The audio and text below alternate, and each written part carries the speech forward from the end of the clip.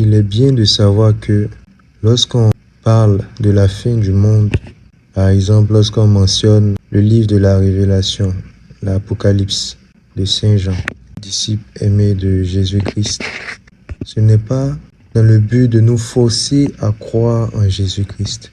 Lorsqu'on dit Jésus-Christ revient bientôt, convertissons-nous, croyons à la bonne nouvelle. C'est parce que on veut nous faire prendre conscience de notre ingratitude. Nous sommes ces créatures, qu'on le veuille ou non, c'est la vérité. De toute façon, il y aura un seul jour où nous tous, athées comme croyants, saurons la vérité. Il y aura un seul jour. Ce jour-là, à toi qui regardes la vidéo, je te conseille de ne pas l'attendre pour pouvoir changer, parce que ce sera la fin. Pourquoi je parle d'ingratitude? Parce que nous sommes des créatures et nous sommes comme dans un loyer. Dieu a créé la vie.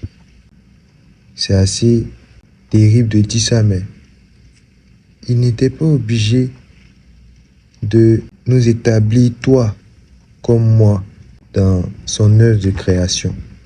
C'est par amour, c'est une grâce. Il nous a fait savoir que c'est lui qui est derrière tout ça. Lui-même, Dieu, s'est effacé. Lui-même, Dieu, ne s'est pas révélé directement à nous dès après notre naissance ou même pendant notre... Non, c'est à un certain moment dans la vie. Ça varie. Il y a des gens qui ont connu Dieu avant même d'expirer, avant leur mort. Ça varie.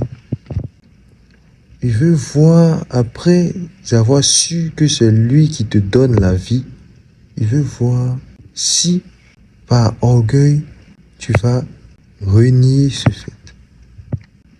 Et puis en plus, ce n'est pas comme si il n'y a pas de preuves ni de raisons apparentes. Il y a tellement de preuves de l'existence de Dieu. Le corps humain même est la preuve que Dieu existe. Qu'est-ce que je veux dire? Prenons un exemple simple. Un musicien qui s'assoit pour composer. Un musicien, c'est un homme qui a une âme et une intelligence pour raisonner. Mais lorsqu'il s'assoit pour composer un texte, les idées lui viennent d'où?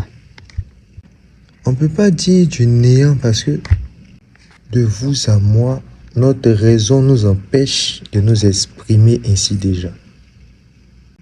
Et d'autre part, il a fait mettre par écrit sa propre parole à lui, Dieu. Ça a pris le temps que ça a pris à travers les siècles. Il a choisi les prophètes, autrement dit, on va dire des élus. Ouais, Dieu les a choisis pour parler de sa parole aux autres, pour écrire, pour témoigner. Et les bons prophètes, ceux que Dieu a choisis au fil des siècles, chacun est en accord sur le fait que il y a un sauveur qui doit venir de Dieu lui-même, s'incarner. Il doit venir s'incarner. La Bible a été donnée par sa grâce. Parce que, je dis par sa grâce parce que rien qu'avec la conscience, on peut choisir Dieu implicitement. C'est-à-dire la conscience, ce qu'on appelle la loi universelle. La conscience, Dieu a mis ça en nous. Ça, c'est un don direct de Dieu, savoir ce qui est bien. Donc, en choisissant de faire ce qui est bien, implicitement, tu choisis de faire la volonté de Dieu. Ce cas précis, les gens qui étaient là avant la venue du Christ, le Messie, Jésus-Christ, les gens qui étaient là, oui, ils avaient la parole, les prophètes qui pouvaient écouter. Mais d'autre part, ceux qui n'ont pas connu Dieu et qui, par exemple, ont été tués, pouvaient choisir de faire la volonté de Dieu rien qu'en décidant d'eux-mêmes de faire le bien.